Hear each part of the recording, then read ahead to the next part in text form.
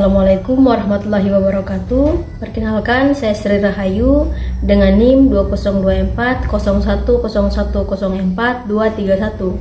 Saya dari Prodi PGMI kelas E. Di sini saya akan memberikan pendapat saya tentang bagaimana saya mengevaluasi efektivitas pemberantasan narkoba di Indonesia dan apa yang perlu diperbaiki atau ditinjau ulang dari pendekatan yang ada pada saat ini. Baik, langsung saja. Evaluasi efektivitas pemberantasan narkoba di Indonesia memang menunjukkan bahwa masih banyak tantangan besar yang belum teratasi. Meskipun sudah ada berbagai kebijakan seperti pemindahan tegas terhadap pengedar, program rehabilitasi bagi pengguna, serta kampanye edukasi kenyataan peredaran narkoba masih tinggi. Bahkan di dalam lembaga permasyarakatan atau lapas yang seharusnya jadi tempat pengawasan ketat. Evaluasi efektivitas yang bisa saya sampaikan itu yang pertama itu penindakan hukum belum memberi efek jera. Banyak kasus menunjukkan bahwa pengedar atau bandar narkoba tetap bisa mengendalikan jaringan dari balik penjara. Ini menunjukkan lemahnya pengawasan dan adanya celah korupsi dalam sistem penegakan hukum khususnya di lapas. Yang kedua itu rehabilitasi masih terbatas. Program rehabilitasi bagi pengguna narkoba belum merata dan seringkali hanya menyasar kalangan tertentu.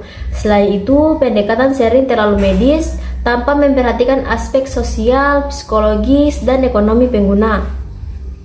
Yang ketiga itu edukasi dan pencegahan kurang masif dan relevan. Program pencegahan seringkali hanya formalitas, misalnya penyuluhan di sekolah, dan belum menyentuh akar persoalan seperti tekanan sosial, masalah keluarga, kemiskinan, dan kurangnya akses terhadap informasi dan kegiatan positif. Dan yang terakhir, koordinasi antar lembaga masih lemah. Pemberantasan narkoba melibatkan banyak pihak, BNN, kepolisian, TNI, Kemenkumham, hingga pemerintahan daerah. Namun, koordinasi antar lembaga sering tidak berjalan baik, bahkan tumpang tindih. Nah, terus apa yang harus diperbaiki? Baik, yang harus diperbaiki itu yang pertama, perbaiki sistem pengawasan di lembaga permasyarakatan.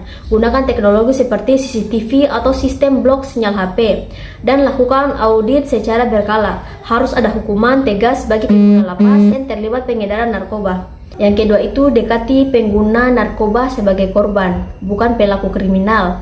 Pengguna sebaiknya difokuskan pada pemulihan, bukan di penjara. Perluas akses ke layanan rehabilitasi yang holistik atau fisik, mental, dan sosial dan terjangkau. Yang ketiga itu bangun sistem pencegahan berbasis komunitas.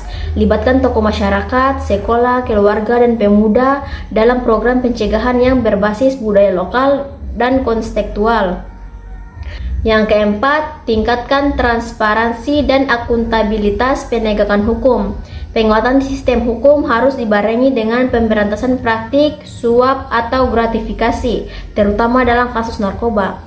Dan yang kelima itu evaluasi kebijakan secara berkala. Kebijakan harus dinamis sesuaikan dengan perkembangan modus operandi narkoba yang terus berubah. Evaluasi berbasis data lapangan sangat penting. Baik, di sini kesimpulannya adalah pemberantasan narkoba di Indonesia memang sudah ada upaya yang signifikan, tapi belum sepenuhnya efektif karena pendekatannya masih terlalu fokus pada represif, belum menyentuh akar masalah. Perlu pendekatan yang lebih menyeluruh, kolaboratif, dan manusiawi dengan penguatan di aspek pencegahan, rehabilitas, dan integritas aparat penegak hukum. Baik, itulah yang dapat saya sampaikan. Kurang dan salahnya mohon dimaafkan. Saya akhiri dan ucapan wassalamualaikum warahmatullahi wabarakatuh.